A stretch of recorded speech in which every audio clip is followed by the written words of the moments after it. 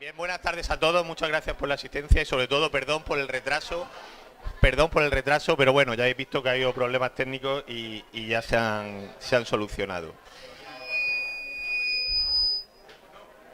Bueno, antes de comenzar la charla, me habéis preguntado todos de qué va la charla, no tengo ni repajonera idea, nadie sabe lo que ha preparado Eugenio, es lo que suele ocurrir en él, pero lo primero que quiero hacer es presentaros al ponente y sobre todo agradecerle que ha venido. Él viene hoy desde Cádiz, ha venido para estar con nosotros un rato y el viaje que se ha pegado ha sido una paliza y se lo queremos agradecer todos. Eugenio Manuel Fernández es uno de los mejores divulgadores indudablemente que hay en España, todos los que seguimos el campo de la divulgación lo sabemos. Él es autor de tres que tenéis aquí, la biografía de Per y la conspiración lunar, vaya timo, autor del mítico blog Ciencia en el siglo XXI y sobre todo amigo de todos los que estamos aquí, amigo de andanzas, de muchas andanzas y por favor recibidlo con un gran aplauso y a ver lo que nos cuenta hoy Eugenio, que os va a sorprender a todos.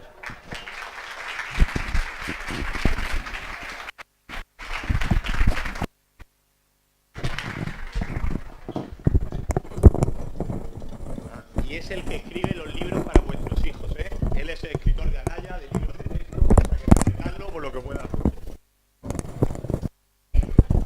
Bueno, ¿sí? ¿Me la ha puesto bien o al revés? Ah, va, cable. ¿Me escu- ¿Se me escucha? Ahora mejor, ¿verdad? Se va el sonido de vez en cuando. Se escucha bien, se va el sonido. Muchas yo creo que sí, me siento aquí entre amigos, me siento. Todo lo que ha dicho José es falso, excepto algunas cosas que son verdad. ¿Vale? Bueno,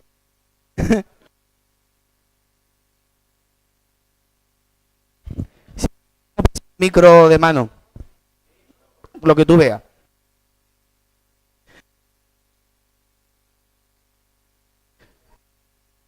Memoria, y como tengo muy mala memoria, he traído chuleta. Si no, no me acuerdo de lo que voy a decir. Un compañero a Chema que vaya pasando diapositiva, se voy a estar haciendo así con la mano, no tengo ningún tic, no tengo absolutamente ningún tic, de verdad. Simplemente que le voy diciendo, déjala, déjala. Lo primero que quería decir tiene que ver con lo que a mí muchas veces yo me siento mal en sociedad. A mí voy a decir algo que va a sonar mal. No me gusta la gente. Entonces me va a decir, entonces, ¿qué haces aquí? ¿Nos estás echando? No. Es que muchas veces cuando estoy en un grupo en el que no conozco a las personas, me siento incómodo. No sé qué decir, no sé cómo comportarme, etcétera. Simplemente este detalle lo dejo ahí. Al final de la charla volveré a él. Había preparado un vídeo que no se va a ver. Puedes pasarlo, se puede ver y os podéis imaginar la musiquita de fondo. En 1950 los africanos fueron expresados por lo que han cometido, ¿verdad? Ok. El equipo A, ¿verdad? Está saliendo ahí el equipo A. Y aparece Aníbal, aparece Murdo, etcétera. Puedes pararlo. ¿Qué quiero contar sobre el equipo A? Poca cosa. Solo quiero dejar planteada una pregunta. ¿Sería alguien Aníbal sin el resto del equipo? No, una pregunta no, otra más. ¿Cada uno de esos personajes tienen un papel marcado en el equipo? ¿Cada uno puede sustituir a los otros? Pues pasamos de diapositiva.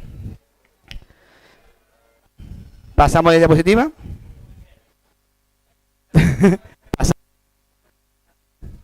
Bien, puedes poner la siguiente.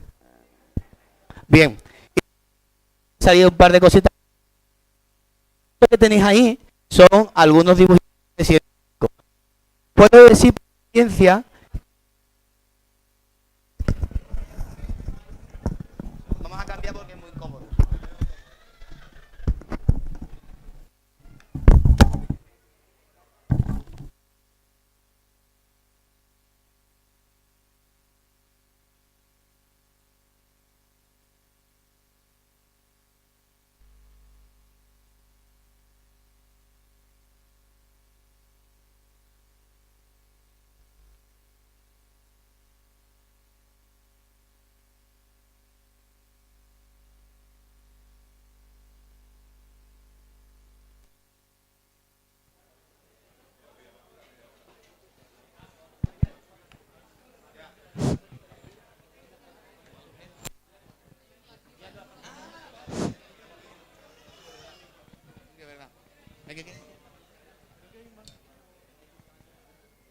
Bueno, ahora sí se escucha, ¿no?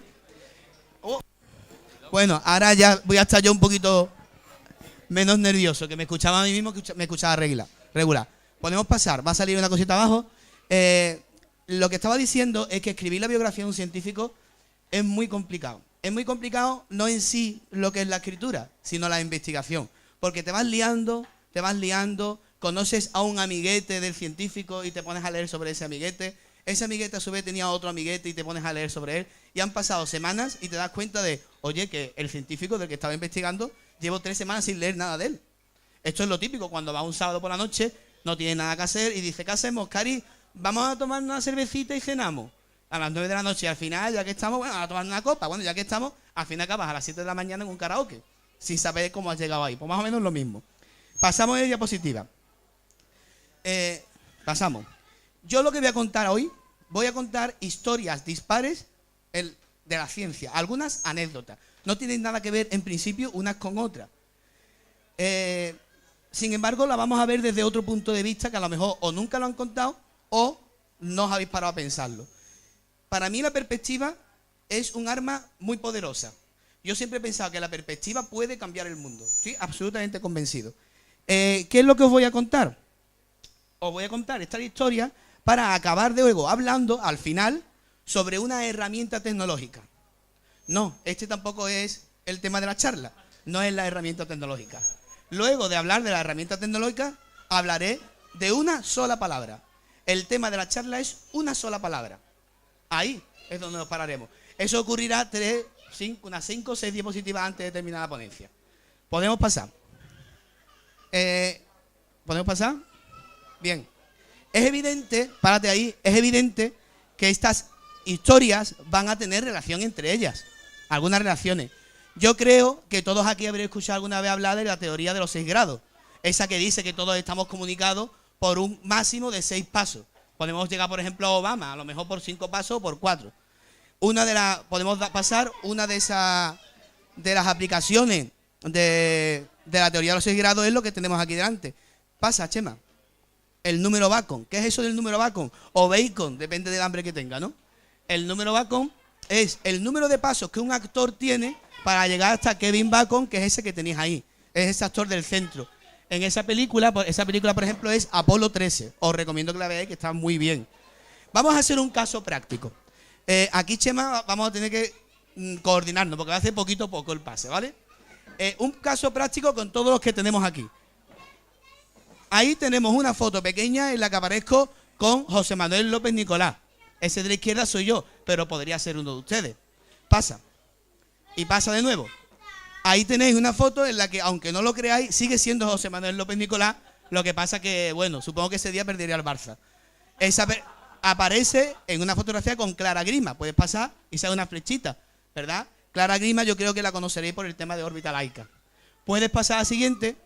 En esa siguiente fotografía pequeñita aparece Clara Grima, aunque sea arriba, acompañado de Ángel Martín. Podemos poner una flechita, dale, y pasamos a la siguiente y aparece ahí Ángel Martín, ponemos flechita, con Patricia Conde. Pues si pasamos otra vez, aquí podemos definir el número Conde, dale. ¿Cuál sería el número Conde? Pues vas pasando una detrás de otra, ve pasando. El número de Conde de todos los que estáis aquí es 4, porque estáis a 4 pasos de Patricia Conde. O sea que si alguno ha tenido alguna vez algún sueño, pues mira, habla con José Manuel, os hacéis una foto y poquito de foto que llegáis a ella, ¿vale? Sigue para adelante, pasa. Pasa eso, sigue para adelante, tú ve pasando hasta la siguiente. Bueno, como la charla va a ser un poquito un lío, porque os voy a hablar de muchas historias, os he puesto ahí cómo navegar en esta charla. Simplemente es pues, una especie de índice y lo vas a pasar todo seguido, Chema, lo vas a pasar y voy a recordar lo que voy a hacer. ¿Qué voy a hacer? Voy a contar 6 historias, no dije antes que eran 6, voy a contar 6 historias, luego podemos pasar. Voy a hablar de una herramienta tecnológica importantísima que nos salva la vida hoy en día. Y por último, vamos a hablar de la palabra mágica. ¿Pasamos? Y la palabra mágica no la digo hasta después. Pasamos, ¿vale? Pues vamos a empezar con la primera historia. Pasamos, Chema. Dale. Primera historia. La primera historia la he querido llamar comida reciclada. ¿Pasamos? ¿Quién es ese? Yo creo que aquí algunos lo sabéis. ¿Quién se atreve? ¿No suena? Por la formulita de arriba. Boltzmann, muy bien. Ese es Ludwig van Boltzmann, que bueno, era un tipo bastante importante porque aparte de las teorías hipótesis y demás que él desarrolló, él era un defensor acérrimo de la existencia real del átomo. Estamos hablando de finales del siglo XIX y uno puede decir, pero a finales del siglo XIX el átomo ya se aceptaba como tal. No, cuidado. Había división entre los científicos. Por un lado estaban los químicos, muchos más prácticos. Por otro lado estaban los físicos teóricos, que eran menos prácticos. Ellos no defendían un átomo real que existía físicamente, sino que existía un átomo algo así como matemático, que te permitía utilizarlo para resolver ciertas cuentas y para demostrar ciertas teorías. Entonces, ¿qué ocurre? Que Boltzmann, en ese sentido, fue bastante... es que me suena esto y me desconcierta. Está alto, y si me pongo atrás, entonces tapo, ¿no? Aquí, no sé, sí, ¿no? Y así se me debe a mí menos, que soy menos importante. Bueno, entonces había una polémica muy grande. Pasamos de diapositiva. Eso que tenéis ahí en la siguiente, pasamos a la siguiente, es el castillo de Duino, que está en Italia, en la parte nororiental de Italia. Eso es precioso, una zona muy bonita. Ahí se fue Boltzmann en 1906 a pasar unas vacaciones. Ese mismo año, esas mismas vacaciones, en 1906, él se ahorcó. Acabó su vida ahorcándose. ¿Por qué? Cuentan algunos biógrafos que, por lo visto, él no fue capaz de aceptar todas las críticas que había acerca de la existencia real del átomo. Era un tipo tan absolutamente comprometido con la causa que no lo pudo soportar. Realmente él no dejó nada escrito al respecto. No dejó una notita de despedida. Me suicido porque el átomo sí existe, me dicen que no. Pues vamos a pasar a la siguiente diapositiva. Y bueno, os cuento la verdad, yo de Boltzmann no quería hablar. Yo quería hablar de los modelos atómicos, que lo tenéis ahí. No voy a contaros todos los modelos atómicos, pero sí os voy a hablar de uno de ellos, que es el modelo de Thomson. El modelo de Thomson, si habéis estado en segundo o tercero de BU o habéis estado en tercero o cuarto de eso, lo conoceréis todo, que es ese que está ahí. ¿Qué es lo que dice el modelo de Thomson? ¿Qué decía Thomson? Que el átomo era algo así como una especie de pastel de pasas, en el que la masa era la parte positiva y las pasas eran la parte negativa. Es decir, lo que luego se llamaron electrones. No lo llamó él electrones. Muchas veces se habla de que Thomson le dio el nombre. No, el nombre se lo dio Stone, que era otro. Yo de hecho he traído aquí un modelo de Thomson para que lo veáis.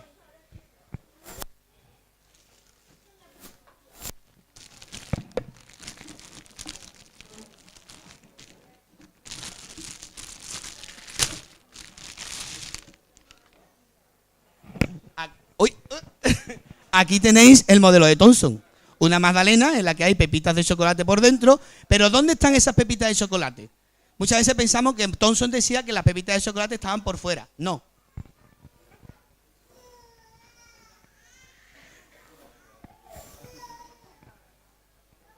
Thomson decía que si partíamos ese pastel de pasas, que también se llamaba pudding, las pepitas de chocolate, esas pasas también estaban por dentro, ¿vale? Es decir, los electrones ¿dónde estaban? Estaban tanto por dentro como por fuera.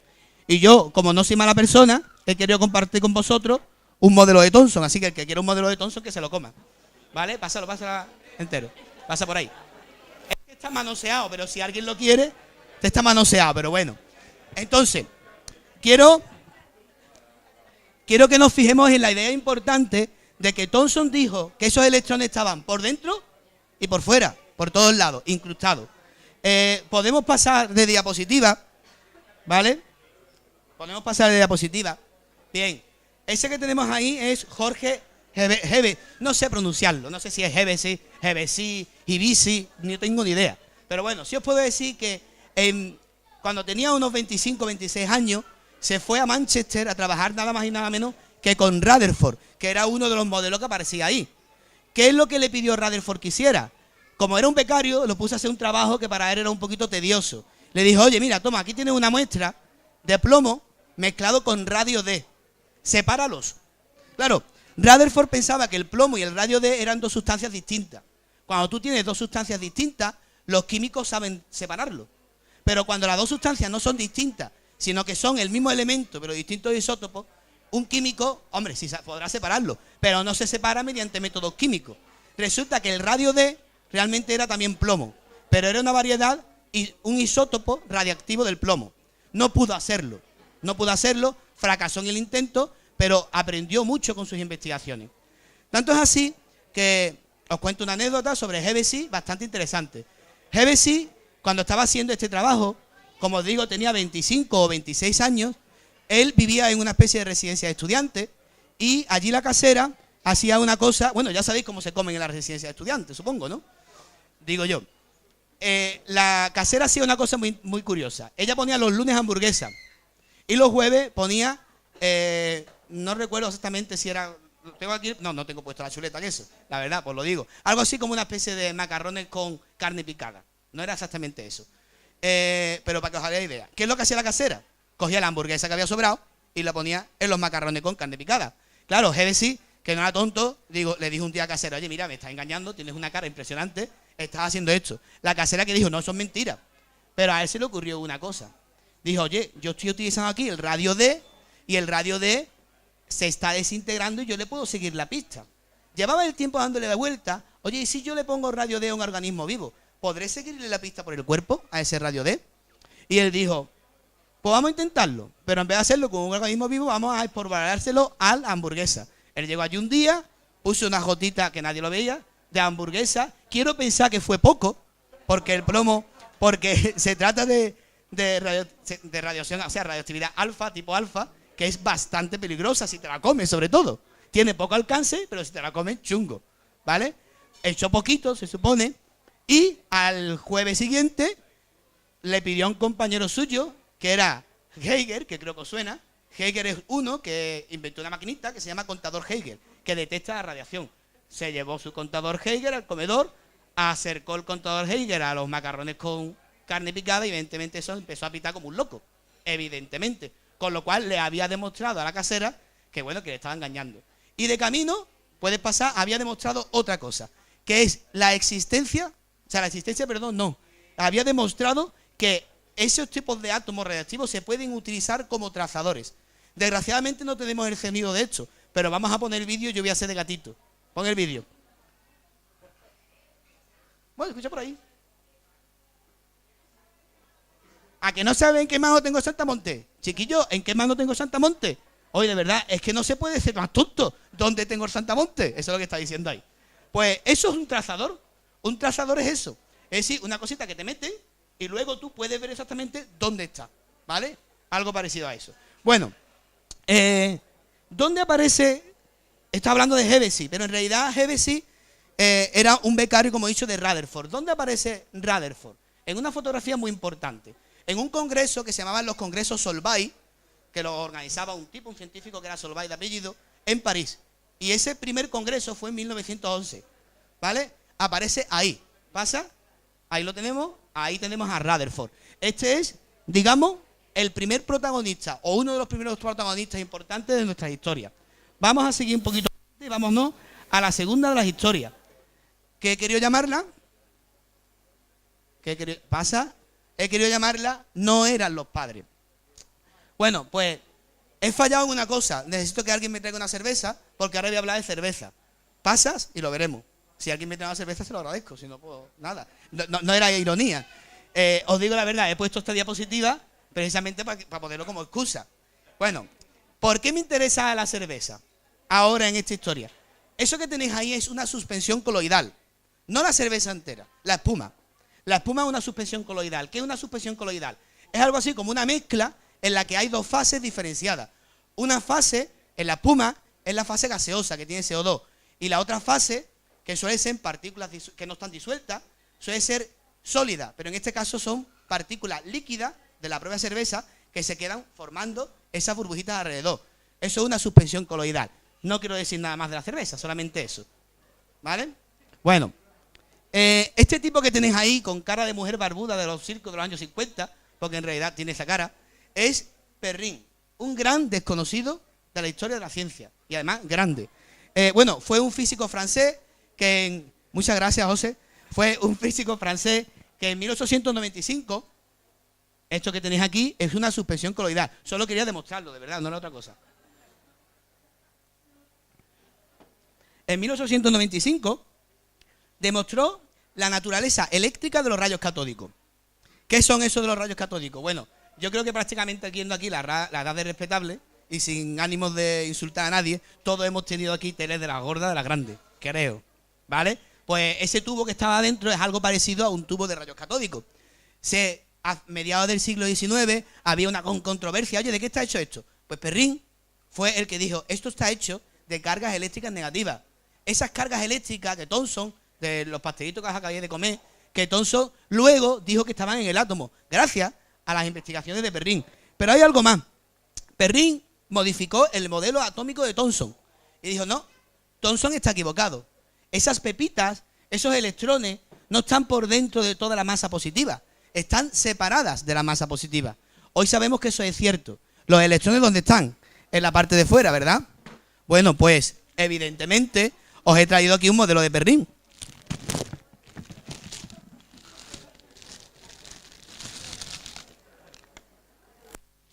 En el modelo de Perrin, que lo tenemos aquí, como podéis comprobar, las pepitas, los electrones, están solamente por la parte de fuera. Esta vez no me voy a cargar ningún modelo para que coma más gente. Quiero que lo abráis y miráis que por dentro no tiene tanto chocolate, ¿vale? No está tan jugoso. Y ahora lo voy a pasar por la derecha, para que nadie me diga, coge, pasa por ahí porque quiera. ¿Por qué, sin embargo, seguramente vosotros en el instituto, cuando erais pequeños, os hablaban del modelo de Thomson? ¿A que no os hablaban del modelo de Perrin? ¿Alguien conocía a Perrin? Sin embargo, os hablan del modelo de Thomson como si fuera que es de Thomson, y no es cierto. Mi conclusión es evidente. Las magdalenas con pepitas de chocolate por dentro están más ricas que las magdalenas de pepitas de chocolate por fuera. Por eso, lógicamente, ha ganado el modelo de Thomson. Bueno, pues vamos a seguir un poquito para adelante, porque evidentemente, ¿dónde aparece Perrin? ¿Por qué os quería hablar de este señor? En la fotografía del Congreso de París, organizado por Solvay en 1911. Ahí lo tenéis, ¿vale? Pues vamos a hablar de la siguiente historia. La siguiente historia la he llamado abejas. Yo os prometí que iba a hablar de abejas, ¿verdad? El título lo iremos entendiendo poco a poco hasta el final. No está puesto al azar, está puesto con bastante lógica. Ahí, en la siguiente diapositiva, tenemos un muelle muy famoso, que es el Slinky, que por cierto se llama Slinky porque ese tipo de muelle se llama Slinky, no porque el perrito se llama Slinky. O sea que antiguamente existía un muelle que ya se llamaba así. Cuando un físico, y yo lo soy porque todo el mundo tiene defectos, cuando un físico ve un muelle, directamente dice la ley de Hooke. Además esto es inmediato. ¿Qué es eso de la ley de Hooke? La ley de Hooke te dice cuál es la fuerza que ejerce un muelle si tenemos una deformación del muelle concreta. Por ejemplo, a la ley de Hooke podemos darle a la diapositiva siguiente, que hay un vídeo, lo vamos a poner porque no hace falta sonido. De hecho, es mejor que no haya sonido porque hay niños pequeños delante, ¿vale? Un físico o la ley de Hooke, dale al vídeo, te explica por qué le pasa a este tipo lo que le pasa, ¿vale? Es evidente, ¿vale? Bueno, el físico no puede explicar lo que hace el perro porque, de hecho, el perro viola una ley física. Viola el principio de Heisenberg. Pues Heisenberg decía que no se podía conocer a la vez la posición y el momento. Y este perro encontró el momento y puso la posición. Bueno, en realidad yo no quería hablaros de Hooke con el tema del muelle. Yo quiero hablaros de Hooke por otras películas en las que aparece y que seguramente aquí habrá algún biólogo o habrá algún químico, incluso enfermero o enfermeras que también conozcan a Hooke por algo muy concreto, por la teoría celular. Y veo algunas cabezas que hacen así. Claro, un físico dice muelle y un biólogo dice teoría celular. Pasamos para adelante. ¿Qué es lo que hizo realmente Hooke? Hooke trabajaba con Boyle. Boyle es otro de mis biografiados, lo que pasa es que todavía no está el libro. Claro, yo llegué a esto gracias a Boyle, ¿no? Hooke trabajaba para Boyle y le hacía las maquinitas a Boyle. Boyle tenía un montón de dinero y este muchacho pues era muy bueno haciendo herramientas. Él se hizo un microscopio extraordinario y fue el primero en hacer una publicación que se llamaba Micrografía en 1665, en la que por primera vez se veían las células. Él las llamó célula, pasamos para adelante, porque ese dibujo le recordaba a eso que tenéis ahí, a un panal de abejas, a la celdilla de las abejas. Ese nombre lo puso Hooke, ¿vale? Ahí tenéis las abejas. ¿No veis que iba a hablar de abejas? Pues ahí las tenéis. Tengo una alumna muy curiosa, que no puedo decir el nombre, ya sabéis, por el tema de la protección de datos y esas cosas, ¿no? Que tiene tripofobia, no sé si alguna vez la habéis escuchado. Y yo, cuando no puedo poner esto en clase porque siente miedo y asco, como lo estoy diciendo. Es un tipo de fobia y es verdad, porque lo ves en la cara y dices, pobrecita. Bueno, pasamos a la siguiente diapositiva, porque entre la imagen anterior y esta imagen han pasado más de 250 años. Eso que tenéis ahí es la ruta metabólica resumida de la glucólisis. No me atrevo a hablar de ella, porque aquí hay gente que sabe mucho de esto y después me ponen pega y me ponen en Twitter, sí, estaba muy bien, pero se equivocó la glucólisis. Bueno, pues entonces no hablo de ella. Solamente os voy a hacer un comentario sobre la glucólisis. Es la ruta metabólica de una molécula que se llama glucosa, ¿vale? Y que al final lo que le da es energía a la célula, después de algunos pasos. Pasamos a la siguiente, porque ya que estamos hablando de la célula, lo que estoy intentando haceros es poneros algunas ideas que se saben de la célula hasta el día de hoy, pero solamente os voy a poner 3. La que nos ha dicho Hooke, ¿no? Que era que la célula existía, que era la unidad mínima de vida, por decirlo de alguna manera, más o menos en aquella época se entendía así. Y luego tenemos otro Robert, tenemos a Robert Hooke, Robert Boyle, que era su jefe, y ahora Robert Brown. O sea, parece que estaba esto una especie de coalición entre Robert, ¿no? Pues Robert Brown, que es ese tipo que tenéis ahí, fue el primero del que se sabe que observó el núcleo. Siempre cuando se dice el primero, yo lo digo con un del que sabemos. Igual alguien lo vio antes, pero él lo publicó, fue listo, y lo publicó en 1831, ¿vale? Bueno, pues poco más. Pasamos un poquito para adelante a la siguiente diapositiva. Hay otra historia más conocida sobre Brown. A Brown lo conocéis también por otra película, seguramente, que es por el movimiento browniano. ¿Qué es eso del movimiento browniano? Él observó en alguna, lo que hoy podríamos llamar como placas de Petri, en una especie de muestras que tenía ahí de agua. Él observó que las partículas de polen se movían ahí aleatoriamente en el agua cuando el agua estaba quieta. O sea, él esperaba durante horas, quitaba el aire de todos lados, cerraba ventanas y decía, pero maldita sea, ¿por qué se mueven las partículas de polen si no hay nada moviéndose? Y él eso no lo entendió. Él lo publicó en un libro en 1827. Él no le puso el nombre de movimiento browniano, ese nombre se puso después, y no supo por qué. ¿Quién realmente explicó por qué pasaba esto? Eso lo explicó Einstein. De hecho, Einstein... No pase todavía. Da igual, ya... Iba a ser esta adivinanza. Pásalo para atrás, vamos a hacer como si fuera que nadie lo ha visto. ¿Vale? No lo habéis visto, ¿verdad? Pasa atrás. Nadie lo ha visto. Pasa para atrás. Ahí está. Einstein lo que hizo fue escribir un artículo en el que demostró que los átomos moviéndose podían hacer entre todos el efecto de que esas partículas de polen se moviesen. Porque los átomos en esta habitación, por ejemplo, se están moviendo de manera azarosa. Eso fue una demostración clara de que realmente los átomos existían. Y fue en 1905, un año antes de que Boltzmann se suicidara. Boltzmann realmente podría haberse enterado de eso. Y de hecho, había noticias en aquella época que iban rápido, no como hoy. Iban rápido, pero no como hoy. ¿Dónde aparece Einstein? No habéis visto nada, ¿verdad? ¿En qué fotografía? En la de Solvay de París de 1911. Muy bien, está ya aprobado. Pues siguiente diapositiva. Quedamos ya con la cuarta de las historias. Lo he llamado antisistema. Bueno, la imagen que tenéis la siguiente, esa muchacha que aparece ahí. Bueno, que esa muchacha, ¿sabéis quién es, no? Vale, he preguntado, ¿sabéis quién es? Para escuchar cómo se pronuncia. Y ya no soy yo el que me equivoco. Barbara Streisand, o algo así. Yo lo leo y pone Barbara. No pone Bárbara, ¿eh? Barbara. Pues Barbara Streisand o algo así. Yo creo que conocéis la historia de Barbara Streisand, esa que en el año 2003, a ver, lo voy a mirar, sí, 2003, en el año 2003, puso una denuncia a un fotógrafo porque había hecho una fotografía de la costa de California y en esa fotografía aparecía su casa. No vea la casa. Impresionante. Entonces a ella le molestó eso mucho porque decía que, oh, por favor, ¿cómo se puede atentar así a mi privacidad? Entonces le puso una demanda para que retirara la fotografía y le pagara cierta cantidad de dinero. Si pasamos a la siguiente, tenemos ahí la fotografía. Claro, algunos diréis, si puso la demanda, ¿cómo tienes tú la fotografía? No soy amigo de Barbara Streisand, ni mucho menos. Es porque ella consiguió el efecto contrario. Ella, al poner la denuncia, ¿qué consiguió? Que eso se viralizara. Y por internet corrió una barbaridad. Hoy, a ese efecto, se le llama efecto Streisand. Es decir, cuando tú quieres conseguir una cosa y lo denuncias, ocurre lo contrario. Por desgracia, si pasamos a la siguiente, el último efecto Streisand que hemos tenido es ese que tenemos ahí. Posiblemente muchos de los que estabais aquí hace un año no teníais ni idea lo que era el Charlie Hebdo. Ni idea. O Charlie, ¿no? No sé pronunciarlo bien. Charlie Hebdo. Ni idea. Yo lo había escuchado alguna vez, pero no me había puesto a leer nada de ello. Hoy en día es muy difícil encontrar una persona que no sepa qué publicación es esa. Así de triste. Dije que iba a hablar de abejas, de científicos, de Charlie Hebdo. No nos quedamos aquí. Después volveremos a él, ¿vale? Seguimos para adelante. Porque la ciencia también hay efectos Streisand. O al menos efectos que podrían haber sido un efecto Streisand. Ese tipo que tenéis ahí es Paul Dirac. Paul Dirac, un momentito, era conocido por una timidez legendaria.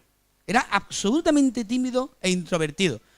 Dicen los que lo conocieron, si leéis biografías de él, que difícilmente su conversación pasaba de sí y no, literalmente. Hay muchos científicos, si buscáis por ahí, cuentan conversaciones con él en las que las conversaciones las hacían ellos. Y el otro se dedicaba a decir, sí, no, sí, y te ve las conversaciones y dice, pero por favor. O sea, muy, muy tímido, absolutamente legendaria su timidez. Tanto es así que en el año 1933 a él le concedieron el premio Nobel. El premio Nobel por el descubrimiento, dijeron, de nuevas teorías atómicas productivas, que fue compartido con Schrödinger. ¿Qué pasa? Que él era muy vergonzoso y habló con un amigo suyo. ¿Quién? Rutherford, ¿os acordáis, no? El jefe del chico este de las hamburguesas y los macarrones con carne picada. Y le dijo, oye, a mí esto creo que seguramente sería el día que habló más. Porque le comentó a Rutherford que le daba muchísima vergüenza ir a recoger el premio y que no quería publicidad, que él no iba a recoger el premio. Y Rutherford, que era muy, muy inteligente, realmente lo era, le dijo, vamos a ver, Paul, hijo mío, mi arma, como diría la gente de mi tierra, porque soy sevillano, no gaditano, como dice mucha gente, pero no pasa nada.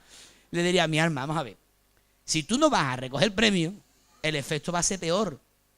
Y la gente te va a conocer como el científico que no recogió un premio Nobel. O Nobel, ¿no? Estoy diciendo Nobel y es Nobel, ¿verdad? Un premio Nobel.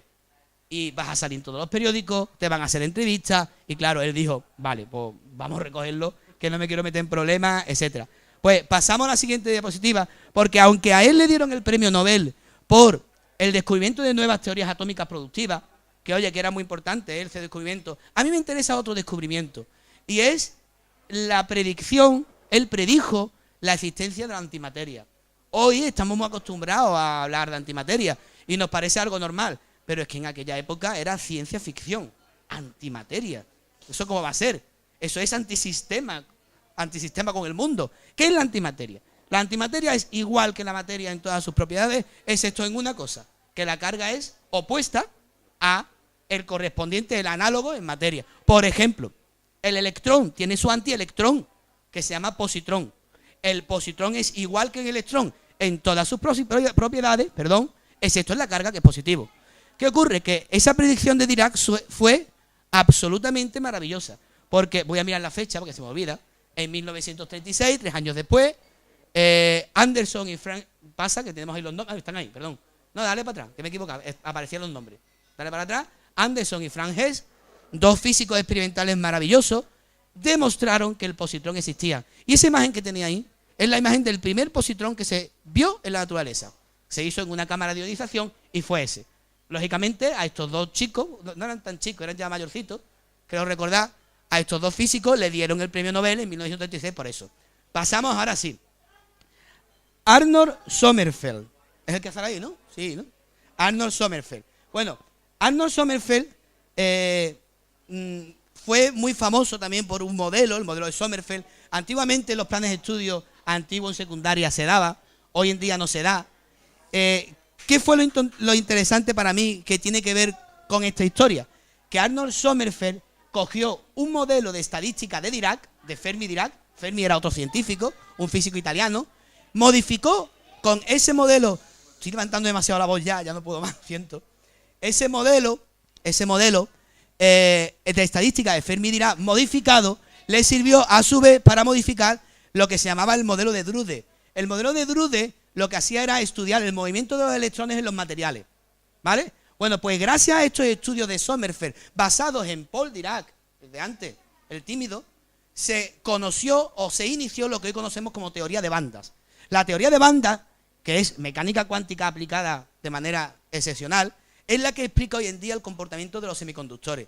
sin los cuales hoy sería imposible este proyector, los monitores que tenemos ahí, los móviles, los ordenadores, etcétera. ¿Dónde aparece Sommerfeld? ¿En qué fotografía? En la fotografía, pasamos, del Congreso de Solvay de 1911, como tenéis ahí, con todos esos científicos. Y ya podemos pasar a la siguiente historia. La siguiente historia, que es la historia número 5, ya quedan 2 nada más, tranquilo, la he llamado dentríficos radiactivos. Que me suena eso. Pues quiero hablaros ahora un poquito de electricidad. Pasamos y, maldita sea, he venido a hablar de mi libro, ¿no? O sea, tenéis ahí Ampère, pasa la publicidad, hablan los niños, yo también quiero hablar de mi libro, ¿no? Pues ya que estamos y me gusta mucho Ampère, que me he dedicado muchos meses a estudiar sobre él, quiero contaros algo sobre Ampère. Mira, Ampère se conoce muchas veces por el que describió la ley de Ampère. Pues incorrecto, la ley de Ampère no corresponde a Ampère, ni mucho menos. Él desarrolló otras leyes, desarrolló una serie de estudios que al final acabó llamando electrodinámica. La palabra electrodinámica la acuñó él, es suya. ¿En qué consiste la electrodinámica? En el estudio, en la visión de las cargas en movimiento, electrodinámica, de las cargas eléctricas. Él demostró, pero teóricamente, que las cargas en movimiento generan un campo magnético alrededor y que 2 cargas que estén en movimiento, entre ellas, se pueden atraer o repeler dependiendo del movimiento relativo que tienen. Bueno, pues pasamos. Eso que tenéis ahí, vamos a ir pasando, pasamos una vez y otra vez. Ah, esa está. Eso que tenéis ahí es la ley de Lorentz. La de Lorentz, el que haya dado física en COU o en segundo de bachillerato, habrá dado la ley de Lorentz. La ley de Lorentz se deduce de la teoría electrodinámica de Ampère. Es esa formulita que tenía ahí. ¿Qué me dice la ley de Lorentz? Oye, ¿cómo se comporta una carga cuando entra en un campo magnético? O sea, una carga cuando entra en un campo magnético se desvía, sufre una fuerza. ¿Qué fuerza? La ley de Lorentz. ¿Y cómo sabemos hacia dónde va esa carga? Si va hacia la izquierda o hacia la derecha. Os estoy viendo hacerlo, muy bien, con la regla de la mano derecha. Pasamos, que es más o menos eso que tenemos ahí. La regla de la mano derecha corresponde a un tipo que se llamaba Fleming, que no tengo puesto el año, pero creo... Ah, sí, lo sé. El año es el mismo en el que se publicó el artículo del movimiento browniano, en 1905. En 1905 Fleming describió la regla de la mano derecha. Pero si pasamos al siguiente dibujo, lo más curioso es que Ampère, entre sus láminas, entre sus papeles en sucio, que estuvieron perdidos durante años, aparecía eso de ahí. Es el hombrecillo de Ampère, le llaman. El hombrecillo de Ampère te dice hacia dónde se mueve la carga, situando el campo magnético, la velocidad, etcétera. Es decir, ya en 1820, 85 años antes de que se conociera la mano derecha, ya había una persona que decía cómo se hacía eso. Pero es lo que pasa en la ciencia. La historia de la ciencia está llena de descubrimientos que se pierden. Pero luego hay otros que los retoman, aunque no ya han escuchado hablar de los anteriores. Bueno, Fleming, el de la regla de la mano derecha, lo interesante de Fleming es que él inventó una cosita que se llama la válvula de Fleming. La válvula de Fleming es algo parecido a los diodos rectificadores. Bueno, pues algunos consideran el inicio de la electrónica en la válvula de Fleming. Hoy en día sería imposible la electrónica si Fleming no hubiese descubierto esa válvula. Bueno, pues pasamos a la siguiente. ¿Vale? Y os quiero contar otra cosa de Ampère. Ampère, ante todo, yo me enamoré de verdad de la biografía de Ampère, de la vida de Ampère. La vida de Ampère es interesantísima. El tío, desde el punto de vista matemático, era un auténtico genio, un incomprendido. De hecho, hay gente que no supo entender sus matemáticas, por eso hubo tantas cosas perdidas suyas. Realmente su campo de especialización eran las matemáticas y en concreto las matemáticas aplicadas a la física. Sin embargo, él también se quería divertir. Y entonces dice, oye, pues a mí me gusta la química, yo quiero también jugar un poco. Entonces se dedicaba algunas veces a la química y hacía cosillas de química. ¿Qué pasa? Que los químicos en Francia lo miraban mal. Y decía, Aquillo, tú eres un intruso, tú no eres químico, no te queremos. No lo dejaban entrar a las reuniones. ¿Qué es lo que hizo él? Hizo amiguitos vía postal. Claro, no estábamos en la era de hoy. Hoy en día los divulgadores científicos tenemos que hacer amiguitos por internet, porque en casa, en el barrio, nos miran raro. Pues a él le pasaba lo mismo con los químicos. Bueno, pues conoció a un químico muy importante de la época, que era, este sí que no sé pronunciarlo, Davy, D-A-V-Y, ¿vale? Davy. Conoció a un químico por carta, muy importante, que empezó a mandarle cartas a él. Claro, este químico era británico. En ese momento entre Francia y Reino Unido había ciertas tensiones, con lo cual el que un francés compartiera cosas contigo decía, qué bien, ahí tengo yo un topo. Entonces, claro, pues como que hubo buen rollito entre ellos. Bueno, como Ampère no era bueno en química, cuando descubría algo se lo mandaba a Davy. ¿Qué descubrió? Él descubrió una sustancia nueva que se parecía mucho al ácido muriático. El ácido muriático es lo que hoy en día conocemos como ácido clorhídrico, HCl. Entonces se llamaba ácido muriático. Él dijo, oye, esto es prácticamente igual. Con lo cual, en vez de estar hecho por cloro, yo creo que está hecho por un elemento nuevo. Pasamos, miramos que el cloro y el flúor están uno encima del otro. Él descubrió realmente el flúor, pero él no supo aislarlo. Y compartió su descubrimiento con Davy. Davy, que era un químico excelente, intentó aislarlo con las sugerencias de Ampère.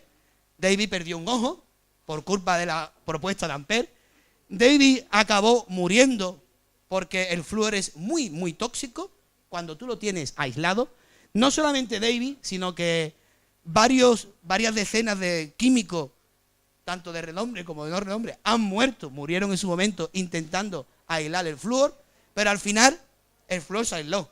Y sabemos hoy en día que existe, que es un elemento nuevo, y el primero que lo vio fue Ampère. Pasamos a la siguiente, porque Ampère a mí me sirve para hablar, perdón, vamos a hablar de esto de aquí. Por ejemplo, el flúor está en la pasta de dientes, ¿no? Y yo os acabo de decir que es muy, muy tóxico. O sea, que os estáis envenenando, no. Una cosa es el elemento y otra cosa son los compuestos derivados. Igual que el hidrógeno es muy explosivo, pero sin embargo yo me estoy tomando aquí un poquito. Porque lógicamente la cerveza tiene agua y el agua tiene hidrógeno. Sí, era una excusa. Bueno, es que estas cosas las tengo que meter porque si no, no encuentro el momento de dar un bucho. Bueno, si pasamos a la siguiente diapositiva, encontramos otra molécula muy interesante, que es esa molécula que tenemos ahí. A ver si me sale, esto es como una especie de trabalengua. La fluorodesoxiglucosa. La fluorodesoxiglucosa, vamos a llamarla FDG, es un derivado de la glucosa en la cual en la segunda posición, si contáis desde el oxígeno para abajo, la segunda posición le pone una F, debía haber un OH. Si ese OH lo quitamos, se convierte en desoxiglucosa. Si en ese OH ponemos un flúor, es la fluorodesoxiglucosa. Solamente quiero que miréis esa molécula porque me parece preciosa. Esa molécula os puede salvar la vida. Pasemos de diapositiva. Decía que Ampère me estaba sirviendo para hablar de otra cosa. Él trabajaba en la Escuela Politécnica. En la Escuela Politécnica de París trabajaron grandes científicos durante el siglo XIX y uno de ellos fue este que tenéis aquí, el que inventó, entre otras cosas, las transformadas de Fourier. Miren, para hablar de Fourier podríamos estar aquí noches y noches y no terminaríamos. La cantidad ingente de material científico e intelectual que creó Fourier fue bestial. Fue un matemático extraordinario, pero yo me voy a quedar en concreto con las transformadas de Fourier. Y en concreto, una aplicación de esas transformadas que las hizo un tipo que se llamaba Radon, que son las transformadas de Radon. Ahí aparece una fórmula que no os voy a explicar, porque no es una clase, lógicamente, de matemáticas, pero solamente quiero que os fijéis en esa imagen, porque esas matemáticas os pueden salvar la vida. Pasa. ¿Dónde? Perdón, me he pasado. He pasado de, no sé, ahora mismo estoy perdido, no sé dónde estoy. Pero no pasa nada, se arregla rápido. Bueno, sí. ¿Dónde no? Quiere decir quién. ¿Quién ¿Quién trabajó también en la Escuela Politécnica de París? Donde trabajó Ampère. Un tipo llamado Henri Becquerel, que yo creo que os suena, porque fue el que descubrió la radiactividad natural. Eso que tenéis ahí. Mira, la radiactividad natural, voy a simplificar mucho, consiste en que hay algunos núcleos en la naturaleza que son inestables. Cuando algo es inestable, quiere cambiar, ¿vale? Bueno, pues, ¿cómo quiere cambiar algo que es inestable? De dos maneras distintas, dependiendo del tipo de inestabilidad que tenga. Por un lado, puede emitir radiación electromagnética, si tiene un exceso de energía, y por otro lado, puede emitir partículas, radiación en forma de partículas, si tiene un exceso de masa. Bueno, la radiación en forma de partículas pueden ser partículas alfa o radiación beta, que a su vez beta positiva o beta negativa. La radiación alfa, por ejemplo, la utilizó Rutherford, ¿os acordáis de Rutherford? Para poder describir, mejor dicho, su modelo atómico. La radiación electromagnética puede ser radiación gamma o radiación X. La radiación X son los conocidos rayos X. ¿Quién descubrió los rayos X? Röntgen. Yo creo que ese descubrimiento, el descubrimiento de los rayos X, nos ha permitido hoy en día pues, tener cosas tan maravillosas como la radiografía.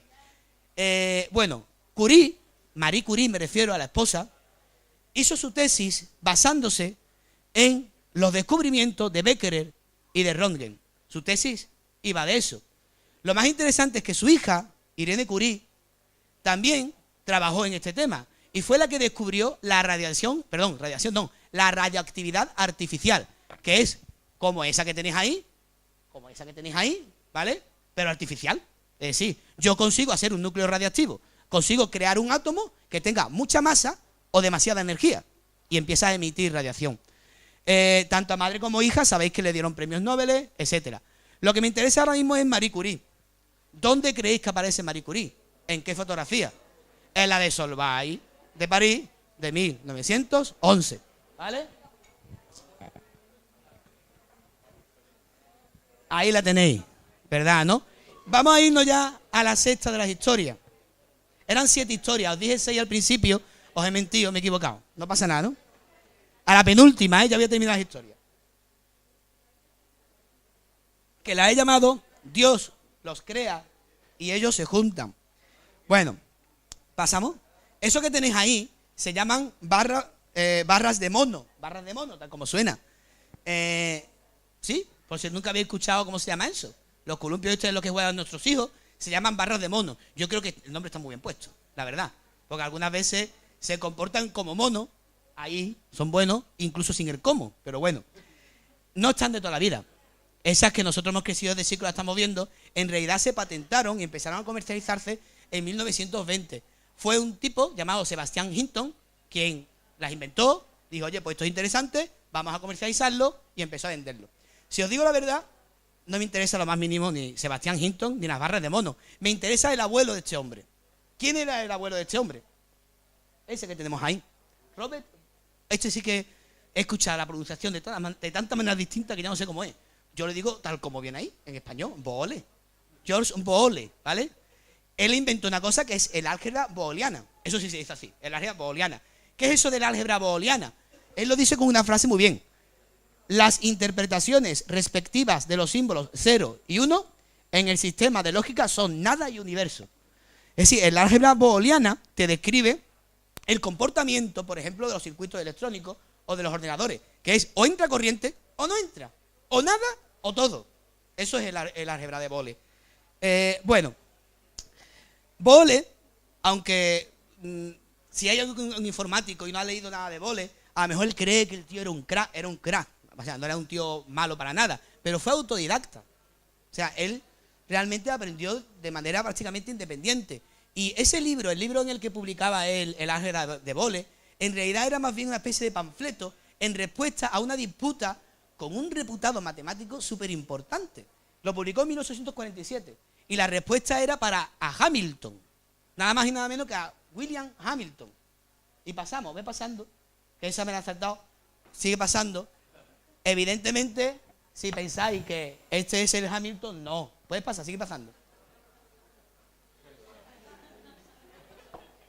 Vale, no me refiero a este Hamilton. Me refiero a este otro. A mí me hace mucha gracia, claro, cuando yo empecé la carrera de física, el otro Hamilton ni se sabía que existía. Y cuando empezó Hamilton a ser famoso, pues los físicos nos reíamos. Hoy en día se escucha Hamilton y todo el mundo piensa en este hombre, ¿no? En el conductor. Sin embargo, más Hamilton es ese que tenéis ahí. Hamilton era un tipo súper importante en aquella época, muy respetado, muy reputado. Tanto es así que en el Trinity College de Dublín, allí había un césped maravilloso y ese césped no se podía pisar, excepto si te llamabas Hamilton, que pasabas por ahí despistado y absolutamente nadie se atrevía a corregirlo. Él pisaba por ahí para que os hicierais la idea. Pues si pasas va a salir una cosita ahí, esa fórmula que tenéis ahí, que si no la veis no pasa nada, yo la cuento, esa fórmula que tenéis es la ecuación de Schrödinger. La ecuación de Schrödinger sería impensable hoy sin las matemáticas de Hamilton, en concreto sin una cosita que él describió que se llama hamiltoniano, que no voy a explicarlo porque esto es divulgación de la ciencia, no quiero amargaros. ¿Y quién hizo esa ecuación? Evidentemente el que lleva su nombre. Es Redinger, ¿verdad? Es Redinger. Pasamos a la siguiente. ¡Ay, paso atrás! ¡Ay, he fastidiado el invento! Ya me había dado cuenta. Pero bueno, ¿dónde, en qué fotografía aparece? ¿En qué fotografía aparece Hamilton? ¿En la de Solvay de 1911? Pues no, pasa. Es en la de Solvay de 1927, ¿vale? Me quería quedar aquí con el respetable, pero ha sido imposible porque la he cagado yo. Aparece ahí. El Redinger no estuvo en el Congreso de 1911, pero sí estuvo en el de 1927. Podemos pasar. Me gusta esa fotografía de Solvay de 1927 porque más o menos a la vez se hacía esta fotografía en Sevilla. Yo creo que a los que les guste la poesía, esa fotografía fue la que dio origen a la generación del 27, muy famosa. Por ejemplo, ahí tenemos a Lorca, ¿verdad? Y muchas veces me descubro a mí mismo fantaseando y diciendo, oye, ¿cuál será el número Curie de Lorca? ¿O cuál será el número Alberti de Redinger? Es decir, yo estoy seguro que esta gente y los de la otra fotografía tenían alguna conexión, segurísimo. La pregunta es, ¿cuántos pasos hay? ¿Cuántos pasos había que dar desde Lorca hasta Curie? Y os digo la verdad, sería una investigación interesante coger las dos fotografías y empezar uno a uno a ver cuál es la relación. Yo no lo voy a hacer, pero el que quiera que lo haga y que me lo cuente. Bueno, pues pasamos a la última historia. Ya os he dicho que de verdad que no iba a dar tanta lata. Vamos a llamarlo electrones atrapados. En la siguiente diapositiva podemos ver ahí una cosita que se llaman válvulas de vacío. Las válvulas de vacío eran unos dispositivos que te permitían literalmente atrapar electrones. Era un sistema que precisamente utilizaba el álgebra de Boole. Es decir, eso de nada y universo. Era una forma de, por decirlo de algún modo, de almacenar memoria en un sistema informático. Claro, eso era un rollo, porque esas válvulas eran grandes, ocupaban los ordenadores habitaciones más grandes que este local, eran tremendas. Tenías que tener las habitaciones refrigeradas porque al hacer circuitos electrónicos se calentaban. Y cuando se fundía una válvula, eso era un tremendo. Tenías que ir con el polímetro buscando dónde se había fundido. Claro, había muchísimos físicos investigando sobre, oye, ¿cómo cambiamos esto?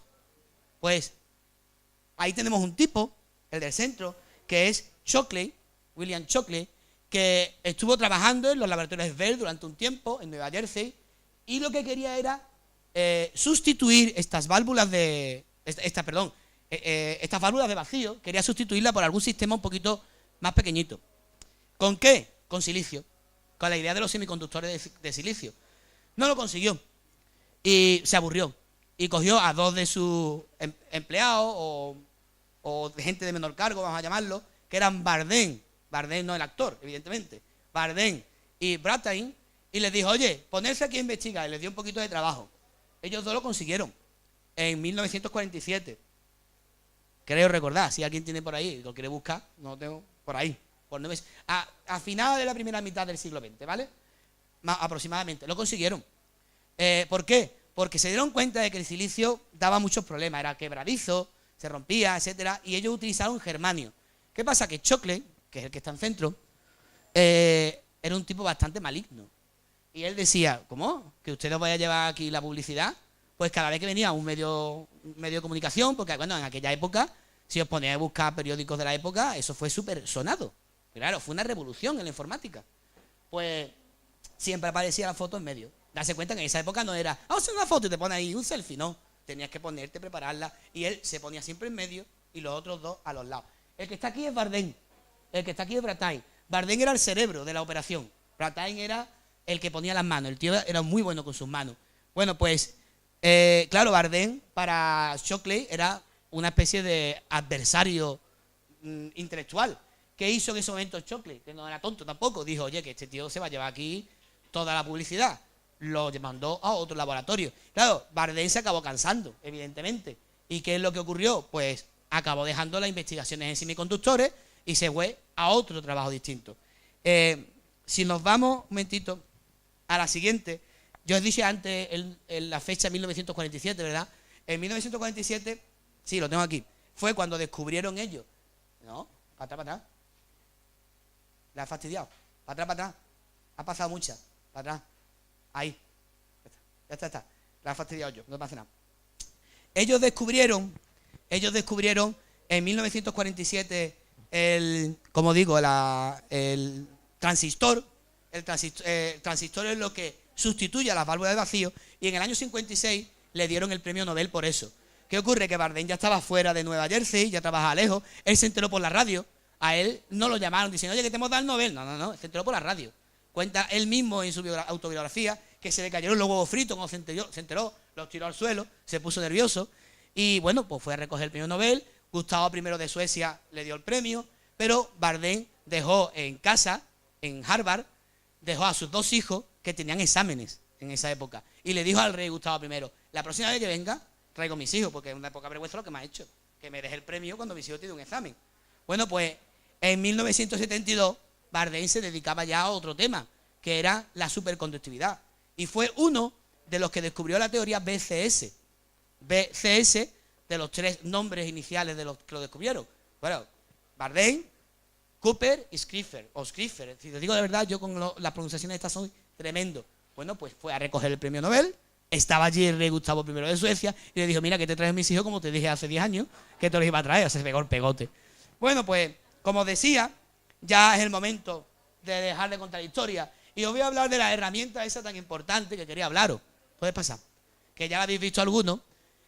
Yo lo que quiero es, párate ahí, yo lo que quiero es ahora es conectar de alguna manera estas historias y hablaros de una herramienta. Es otra perspectiva de la historia de la ciencia. Todas estas historias, ¿cómo las puedo conectar yo? Si pasamos a la siguiente, la puedo conectar con una herramienta tecnológica tan maravillosa como la que tenéis ahí, que es el PET. El PET, creo que todos sabéis lo que es la tomografía de emisión de positrones. Si le ponemos barrita TC, es tomografía computerizada. Pues ahí está contenida la historia de cientos, incluso miles de científicos. Ahora voy a sacar, un momentito, me tenéis que perdonar porque estoy un poquito perdido. Si os digo la verdad, ahí está. Voy a sacar la super chuleta, pasamos a la siguiente, y ahora te voy a marear mucho, Chema, lo siento, porque vamos a ir pasando diapositivas poquito a poco, una a una. Os voy a contar qué es lo que le pasa a un paciente cuando le van a hacer un PET. No hace falta que cuente tampoco mucho de para qué sirve un PET, lo voy a recordar. Evidentemente un PET sirve para el diagnóstico precoz de tumores, de células tumorales, ¿verdad? Incluso también sirve cuando te están dando un tratamiento para estudiar si ese tratamiento está sirviendo o no está sirviendo. Pasamos, Chema, te voy a marear mucho porque vamos a ir lento. Cuando el día que te van a poner un PET, lo primero que te hacen cuando llegas allí, bueno, aparte de que te ponen que si la bata, etcétera, te ponen una inyección. Algunas veces tienes suerte y soy una enfermera así, no sé, digo yo.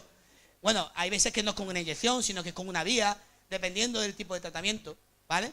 Seguimos para adelante. En esa inyección, ¿qué es lo que hay? ¿Os acordáis de esa molécula? Esa es la fluorodesoxiglucosa. ¿Lo veis, no? Sigue para adelante. La fluorodesoxiglucosa, ¿dónde se construye? No lo dije antes. En una máquina que se llama sincrotrón. El sincrotrón, la física que tiene el sincrotrón, ¿cómo se explica cómo funciona esa máquina? Se explica con la ley de Lorentz. La ley de Lorentz te explica cómo se mueven las cargas en un campo magnético. Mediante un proceso muy complejo, podemos crear átomos, pasamos para adelante, podemos crear átomos de flúor 18. Sigue pasando, va a salir una cosita aquí abajo. Sigue pasando. Ahí, en la siguiente. Sigue. Perdona, pero sigue, ¿vale? Sigue pasando y párate ahí lo tenemos. Átomos de flúor 18, me voy a poner aquí, no me voy a mover mucho, porque si no voy a marear. Flúor 18. ¿Cómo se crean esos átomos de flúor 18? Chocando partículas, chocando átomos, etcétera. Cuando ustedes metéis en un acelerador de partículas moléculas orgánicas, esas moléculas evidentemente se destruyen. No podéis meter moléculas orgánicas. Lo que sí podéis es construir nuevas moléculas orgánicas con átomos que son radiactivos. Ese flúor 18 se consigue meter ¿dónde? Aquí, que es el segundo átomo, perdón, el segundo radical de OH desde el oxígeno en la glucosa. ¿Y construimos el qué? Construimos la fluorodesoxiglucosa. ¿Pasa? Ahí lo tenemos. Ese flúor 18 ocurre una cosa muy curiosa, que es radiactivo. ¿Os acordáis? Eso que descubrió Becquerel y que Madame Curie le dedicó su tesis, y que en realidad fue la hija de Madame Curie, Irene Curie, la que dijo, oye, que nosotros podemos crear radioactividad artificial. Ese flúor 18 se coloca ahí. ¿Pero qué le pasa a ese flúor 18? Que se convierte en oxígeno 18. Eso es lo curioso, decae decaimiento. Eso significa que decae en oxígeno 18 y se convierte ya en glucosa. En realidad se podría llamar, yo esto no lo he visto en ningún sitio, pero lo digo, algo así como glucosa pesada. ¿Por qué glucosa pesada? Porque tiene un neutrón más, pesa un poquito más. ¿Qué es lo curioso? Lo curioso es que nuestras células no son capaces de metabolizar la FDG, la fluorodesoxiglucosa. ¿Por qué? Porque ese flúor lo impide y se queda atrapada literalmente dentro de la célula. Las células tumorales sienten una necesidad tremenda de comer glucosa. Algo así como lo que ocurre con los ministros de hoy en día, cuando tú pones una canción por ahí que se quiere comer todos los derechos, ¿no? Bueno, pues se quieren comer absolutamente toda la glucosa. ¿Qué es lo interesante? Que no la metabolizan, se queda atrapada en la célula. Y tenemos 110 minutos de media, ese es el tiempo medio, el periodo de semidesintegración, para correr, inyectar a la paciente eso y ver cómo decae el flúor, porque luego se convierte en oxígeno y lo puedes metabolizar. Por eso, el día en que te van a hacer un PET es una carrera, de verdad. Hay hospitales en los que no se pueden fabricar este radiofármaco. Se fabrica en lugares donde tenemos aceleradores de partículas, sinclotrones. Y hay sitios donde te llega realmente, literalmente te llega tu radiofármaco en un helicóptero o en una avioneta, tal como lo estoy diciendo. Te ponen el radiofármaco y empiezas a emitir, ¿el qué empiezas a emitir? Lo que tenéis aquí.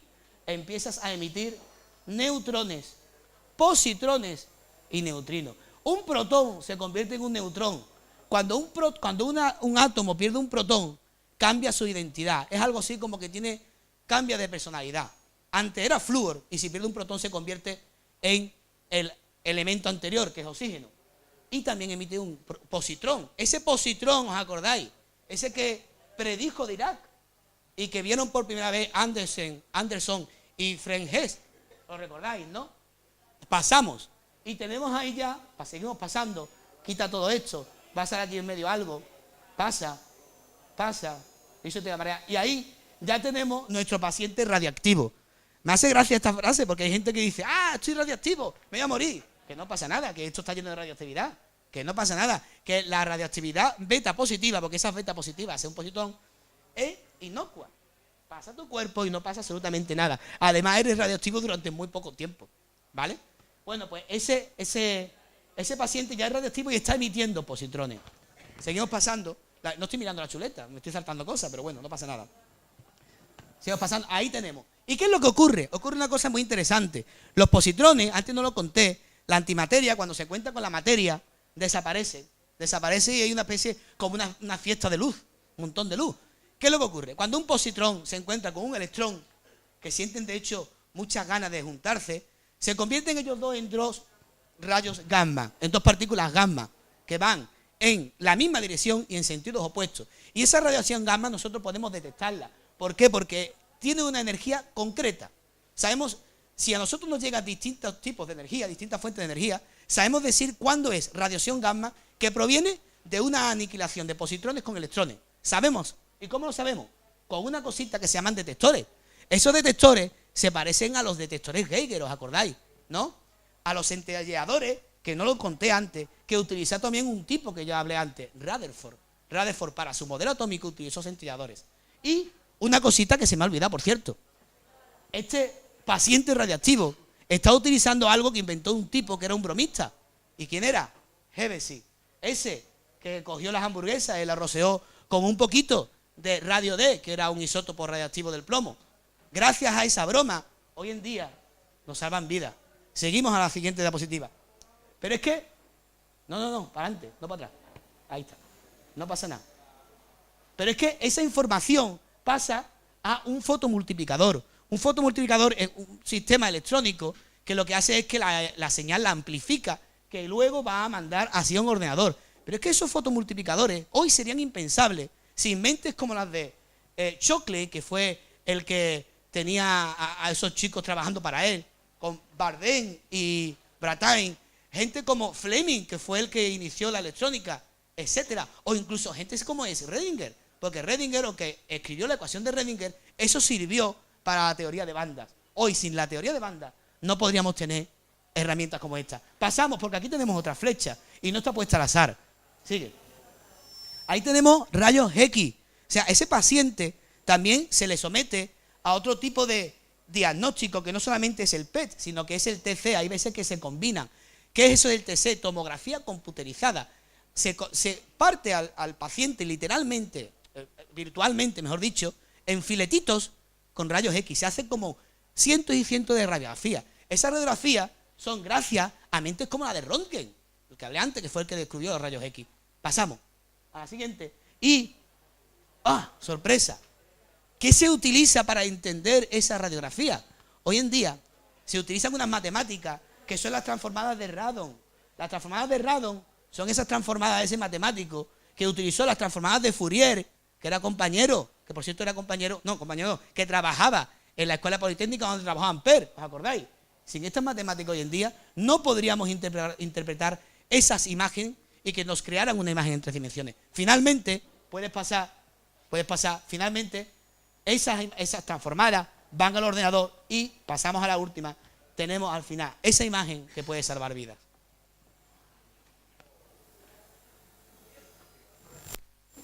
Bueno, como os dije, oye, voy a contaros historias. No, esa no es la temática, ¿verdad?, de la charla.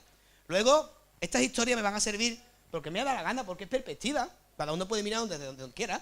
Yo he mirado en esta perspectiva. Os voy a hablar de una herramienta y os dije, no, ese tampoco es el título de la charla. Pues estamos casi a punto de llegar al tema, al título de la charla. Y voy a decir, ¿me van a decir título de la charla en la última diapositiva? No, 5 o 6 antes. Pasamos, porque ahí aparece un tipo, pasamos a la siguiente. Ahí aparece un tipo que es Edmund Kuhl. Está vivo. Ese fue el pionero del PET. Ese fue el que se le ocurrió la idea del PET. Entonces uno puede decir, mi madre se ha curado de un cáncer. O podría decir, pasa al siguiente. O mi madre se ha curado de un cáncer gracias a estos 3 tipos. Porque fueron los que realmente desarrollaron técnicamente las ideas del anterior. Son 4, ¿verdad? Son 4 como el equipo A. Pasa al siguiente. Como el equipo A. ¿A quién le ponemos la medalla? ¿A uno de esos 4? Yo lo tengo clarísimo. La medalla, hombre, yo me encuentro a Edmund Kuhl y yo me arrodillo ante él y digo, tío, eres un crack, evidentemente. Pero para mí la medalla se la pongo a todos, muchas gracias, se nota que estoy entre amigos. Yo le pondría la medalla absolutamente a todas las personas que han pasado por la historia de la ciencia y han tenido que ver de alguna manera con ese aparato. No he hablado en ningún momento de médicos. Y ahí, por ejemplo, hay mucha investigación médica, evidentemente.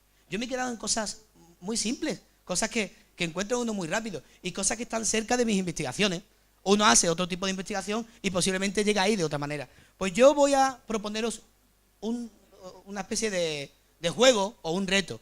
Me he traído aquí un A3. Y, bueno, yo os podría proponer, oye, ¿podríamos llenar este folio con nombres de científicos que han tenido que ver con la invención del PET? Yo creo que nos faltarían A3. Entonces yo os propongo, yo puedo pasarlo con un boli. Y si a alguien, que no sé si he traído un boli, por cierto.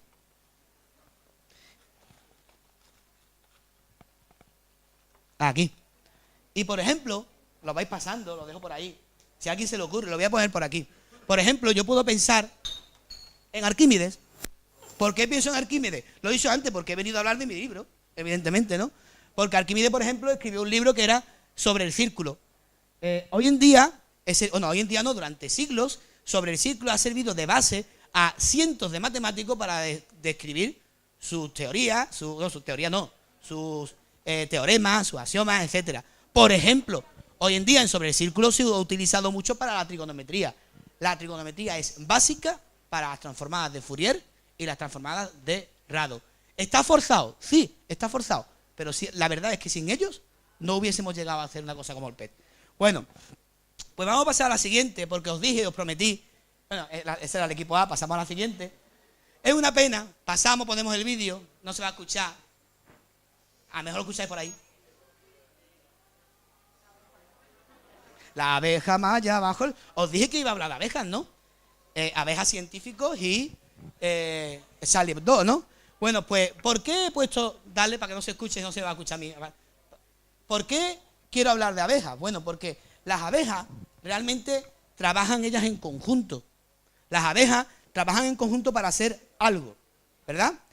Hay un reparto, igual que hay un reparto de actividades en la historia de la ciencia. las abejas son expertas en coger un problema complejo y dividirlo en muchos problemas simples. ¿No es acaso eso lo que se hace si nosotros pensamos en cómo se ha desarrollado el PET? Miren, decía Ampère, precisamente una frase que me encanta, y es algo así como que cuando uno cuenta la historia de la ciencia, no, la historia de la ciencia no, perdón, me he equivocado. Cuando uno hace descubrimientos en la naturaleza, no los está haciendo en el orden que sigue la naturaleza. Los hacemos en un orden distinto.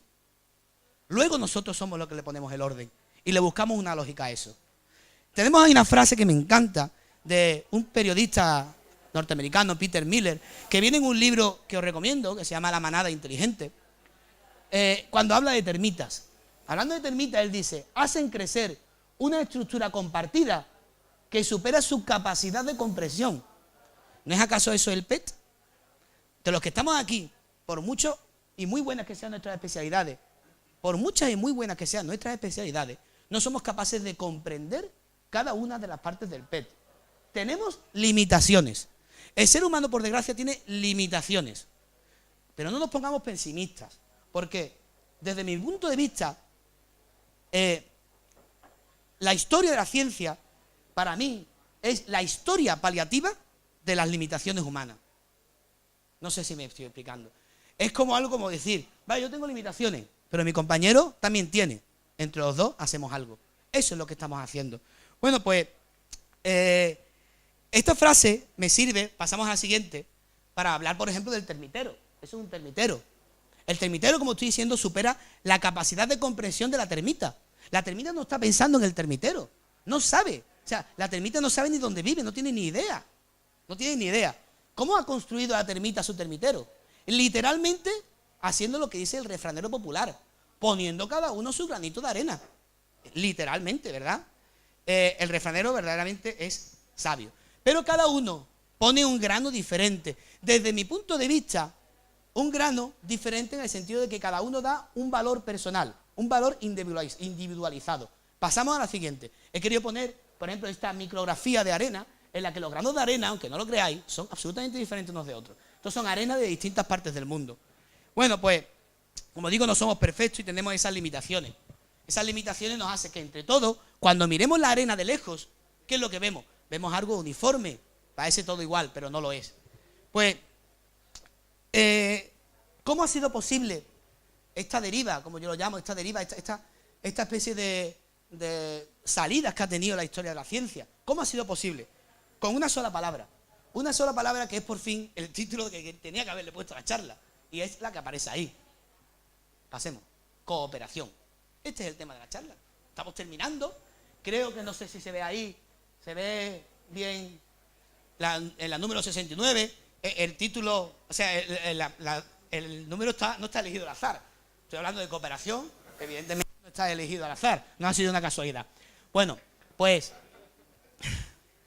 hay gente que no cree que sea real eso. Hay gente que piensa que no es real esa cooperación entre los científicos, porque hay problemas, hay peleas entre ellos, guerrillas, etcétera. Te voy a pedir que pase a la siguiente diapositiva. Como he dicho, no era la última diapositiva el título de la charla, sino que ahora quiero justificar realmente un poquito más el título de la charla. Os hablé de abejas, ¿verdad? Las abejas, igual que las termitas, igual que las hormigas o cualquier otra manada inteligente, no siguen un plan maestro. Ellas no tienen un plan maestro que le digan cómo tienen que hacer el panal. Ampère, Becquerel, Curie, Thomson, Rutherford, Fourier, todos esos nombres que yo he ido diciendo, no han seguido un plan maestro para hacer el PET. Y sin embargo, gracias al trabajo de ellos, tenemos hoy cosas como el PET. Luego os dije que iba a hablar de científicos. Pasa, acabo de hablar de ello. Uno puede decir, pero es que hay una diferencia entre los científicos y las abejas. Los científicos saben lo que hacen. No estoy tan seguro. Hay veces que estudiamos, investigamos, la ciencia que llaman básica y que tanto odiamos esas investigaciones, estudiamos porque también tenemos que conocer cosas que no sabemos cómo se van a compartir, porque el día de mañana van a servir para algo. Y por último, no pases todavía, os dije que iba a hablaros de Charlie Hebdo. Y os voy a contar una historia personal que me ocurrió en el año 2000. Por aquí había una sevillana. En el año 2000 estaba en Sevilla. Sí. ¿Perdón? No estaba. En el año 2000 hubo un atentado bastante sonado en la ciudad de Sevilla, que yo no sé si os acordaréis aquí. Nunca me acuerdo del segundo apellido, pero eso me lo he apuntado. Muñoz Cariñanos, ¿vale? Muñoz Cariñanos era un militar que era médico, era otorrinolaringólogo, estaba allí en su consulta. Tenía una reputación extraordinaria en su especialidad. Estaba allí en su consulta con la mujer y un montón de pacientes. Entraron dos terroristas y a bocajarro llegaron con sus pistolas, etarras, eran de ETA, lo mataron, evidentemente, le dieron tiros en la cabeza y lo mataron. Delante de un montón de testigos, delante de los pacientes. Aquel día, me emociono con esto, no es broma. Aquel día, los medios de comunicación, por por recomendación del ayuntamiento y de la fuerza de seguridad, le pidió a los sevillanos que no salieran a la calle. Y si no tenían más remedio que salir a la calle, que informaran absolutamente de cualquier conducta sospechosa que viesen. En aquella época yo vivía cerca del Hospital Macarena. Yo solía ir a estudiar allí al Hospital Macarena, que estaba en las carreras de Ciencias de la Salud. Eso está en la calle Don Fadrique, que es una calle que llega hasta el Arco de la Macarena, por si conocéis, ¿vale? Por si conocéis Sevilla, el Arco de la Macarena. Ese día yo no fui a estudiar a esa facultad, no recuerdo por qué, pero sí tuve que salir de casa a hacer una compra, no recuerdo exactamente cuál. Y yo me enteré de eso, yo estaba en casa y tuve que salir. Me acuerdo que mi madre decía, ¿pero cómo vas a salir? Tengo que salir. Aquello fue extraordinario. Cuando yo salí, había muy poca gente en la calle. Y cuando te cruzabas con alguien, te mirabas a la cara de él. Él te miraba a ti, tú lo mirabas a él. Y tras haceros los dos un escrutinio, volvías a mirarle a la cara y parecía que nos decíamos, no, tú no eres, vamos a seguir. Realmente existe una cooperación. Lo que pasa es que la cooperación entre los científicos no es una cooperación a veces simultánea, es una cooperación atemporal. Yo no sé ustedes, pero yo me siento absolutamente afortunado porque Galileo ha cooperado conmigo. ¿Qué queréis que os diga? Galileo a mí me ha dado un montón de herramientas que puedo utilizar y no pago por ellas. A no ser que venga alguien, haga una canción y la SGAE me haga pagar. Pero bueno, eso ya es otra historia.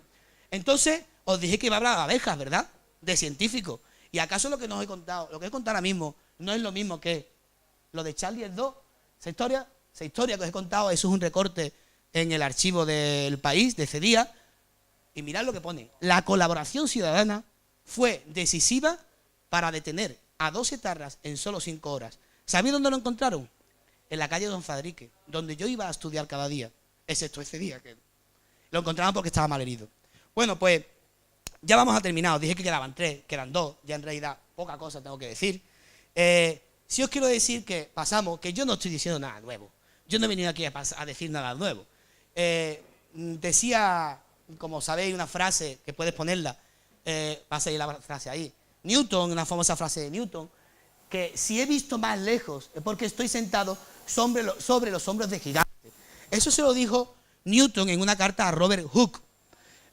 Newton, que bueno, si la biografía de Newton es bastante polémica porque no fue para nada una buena persona, quizá en esa carta él tuvo una falsa humildad, no lo sabemos. Se la mandó a Robert Hooke, ¿os acordáis de Hooke, no? Esas relaciones de los 6 grados.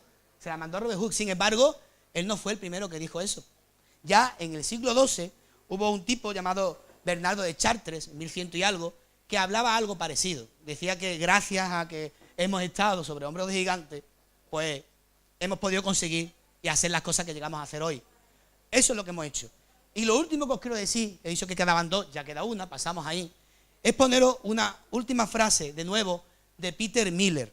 De verdad que el libro este de la manada inteligente, dependiendo con la perspectiva que lo leáis, podéis encontrar un libro pseudocientífico o podéis encontrar un libro que podéis aplicar en vuestra vida diaria, que de hecho yo lo he aplicado. Él decía una frase, parafraseando a otra científica, que no recuerdo su nombre porque era experta en hormigas, que decía que cuando lo más triste es ver una hormiga sola andando por ahí.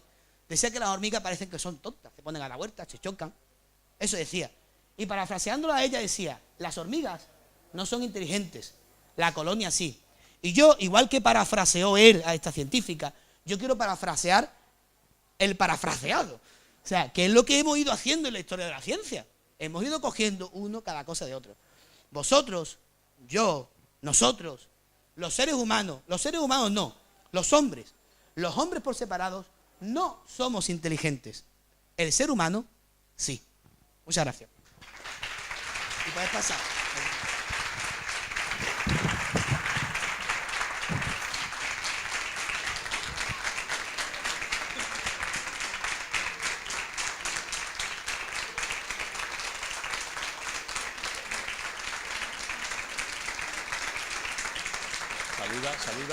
Saluda.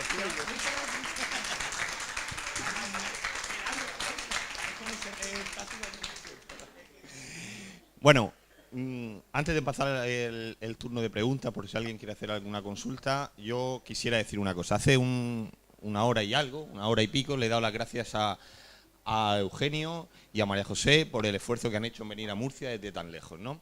Pero ahora, pasado una hora de ese momento, quiero darle las gracias por la charla que ha hecho. Quiero darle las gracias por el esfuerzo que hay detrás de esa charla. Él me dijo hace unos días que me iba a dejar perplejo y les puedo asegurar que, y llevo ya muchos años y muchas charlas encima, que para mí es una de las mejores charlas que he visto en mi vida. Lo que hay detrás de esa charla, no solo el esfuerzo, sino la historia que nos ha contado, a mí me ha impresionado. Realmente se trata de la importancia de la generación del conocimiento en un momento de la vida que no tienes ni repajonera idea de para qué se va a poder utilizar en otro momento de la vida. Es más, hay veces que ni se utiliza y no pasa absolutamente nada. Pero lo que hoy hemos visto es otra manifestación más de lo absurdo que es desligar la investigación básica de la investigación aplicada. Sin todo lo que nos ha explicado, toda la historia que nos ha contado Eugenio de cómo empezó a gestarse cada una de las partes de ese puzzle, hubiese sido imposible el PET ahora mismo. Entonces, quiero darle las gracias personalmente a Eugenio. A mí me ha emocionado también la charla. Y ahora, bueno, si hay alguna pregunta que quieran hacerle, para eso estamos aquí. Venga, ¿quién rompe el fuego?